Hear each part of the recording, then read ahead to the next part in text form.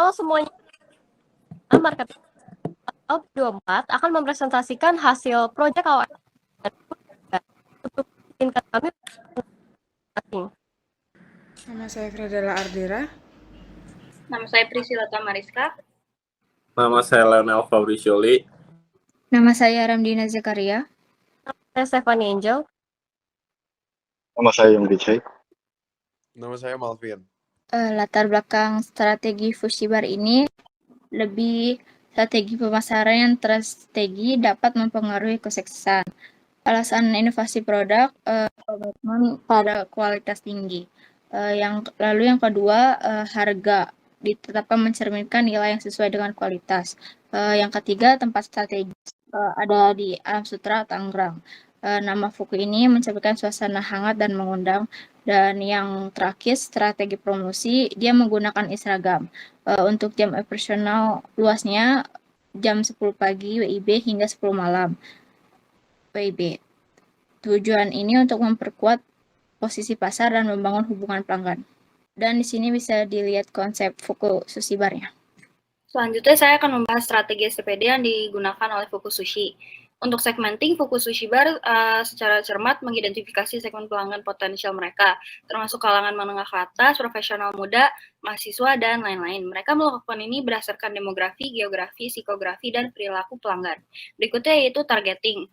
Fuku Sushi tidak hanya memahami siapa pelanggan potensial mereka, tapi juga mengevaluasi segmen mana yang paling menguntungkan. Lalu saya akan membahas positioning dan differentiation dari Fuku Sushi Bar. Mereka telah berhasil memposisikan diri sebagai restoran sushi dan hidangan Jepang premium yang menawarkan kualitas terbaik dan pengalaman makan yang autentik. Fuku Sushi Bar membedakan diri dari kompetitor dengan menggunakan bahan-bahan segar dan premium, kombinasi keaslian dan inovasi masakan Jepang, serta pelayanan yang ramah dan profesional. Melalui inovasi dalam produk, harga distribusi, dan promosi, Fuku Sushi Bar menjaga diferensiasi mereka tetap relevan dan diinginkan oleh pelanggan. Selanjutnya saya akan menjelaskan strategi pemasaran. Jadi tipe-tipe pemasaran Fuku Sushi Bar itu ada sosial media, platform digital, dan kolaborasi bersama influencer. Kedua, faktor-faktor apa yang menentukan Fuku Sushi Bar dalam menentukan konsumen. Yang pertama itu lokasi yang strategis.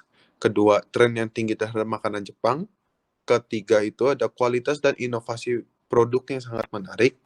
Keempat, ada daya beli yang tinggi karena menargetkan segmen menengah ke atas. Lalu saya akan membahas tentang marketing environment. Marketing environment dibagi menjadi 4, yaitu ada micro environment yang berisikan orang-orang yang paling dekat atau berpengaruh dengan restoran Fuku Sushi itu sendiri, seperti perusahaan, suppliers, marketing intermediaries, customer markets, competitors, dan public. Lalu ada micro environment yang berisikan kekuatan masyarakat yang lebih besar, sehingga bisa berdampak kepada semua aspek dari Fuku Sushi Bar itu sendiri. Lalu yang ketiga ada the natural and technological environment. Itu adalah lingkungan fisik dan sumber daya natural yang dibutuhkan dan terafeksi dari aktivitas pemasaran yang telah dilakukan oleh restoran Fuku Sushi itu sendiri.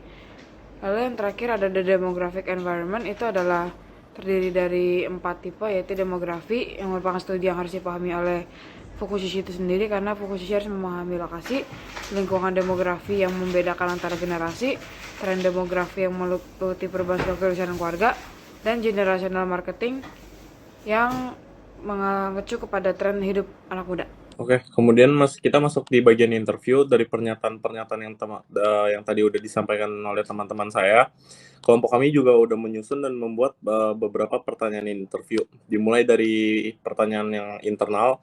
Yang pertama, bagaimana SOP yang telah diterapkan perusahaan untuk memberikan pelayanan dan kepuasan kepada pelanggan? Nah, kemudian yang kedua tuh apa aja kekuatan dan kelemahan dari Fuku Sushi Bar? Kemudian dari pertanyaan eksternal, itu tuh yang pertama bagaimana feedback dari para pelanggan yang pernah mengunjungi Fuku Sushi Bar. Kemudian yang kedua, faktor eksternal apa saja yang menjadi hambatan bagi Fuku Sushi Bar. Kemudian yang ketiga, bagaimana perusahaan memanfaatkan teknologi untuk pengembangan produk dan contoh penerapannya. Kemudian yang pertanyaan terakhir, apakah isu-isu seputar politik, ekonomi, bahkan tren lifestyle berpengaruh pada operasional Fuku Sushi Bar? Selanjutnya kami melakukan interview mengenai materi 4P, yaitu product, price, place, dan juga promotion. Nah, kami sudah membuat beberapa pertanyaan juga, seperti apa alasan owner memilih untuk berjualan sushi dibandingkan makanan lain. Lalu untuk di bagian price kami menanyakan bagaimana owner menetapkan harga produk dan apakah harga tersebut sudah sesuai dengan kualitas yang diterima oleh pelanggan. Lalu untuk di bagian place kami bertanya tentang apakah lokasi Fuku Sushi Bar ini sudah strategis, yaitu di Alam Sutra.